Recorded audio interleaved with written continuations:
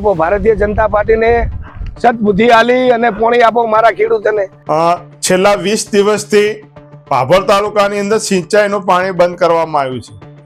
હું સરકારશ્રીને વિનંતી કરું છું, મુખ્યમંત્રીને વિનંતી કરું છું કે આ વાવની પેટા ચૂંટણી વખતે તમે સૌએ ભાભર તાલુકાના ગામડે ગામડે આપણા મંત્રીઓ આગેવાનો ભેગા થઈને કહ્યું હતું કે આ વખતે એક વખત ભાજપને વોટ આપો, તમારો વિકાસ થશે। છેલ્લા 20 દિવસથી આ ભાભર તાલુકાના કચ્છ કેનાલ જે બંધ કરી દેવામાં આવી છે અને આજે પણ ત્યાંના ખેડૂતો સિંચાઈ માટે પિયત માટે વલખા મારી રહ્યા છે। સરકારશ્રીને વિનંતી કરું છું કે આપ તાત્કાલિક ધોરણે 2 દિવસમાં જો સિંચાઈનું પાણી આ કચ્છ કેનાલમાં ના નાખવામાં આવ્યું તો પાક નિષ્ફળ જશે।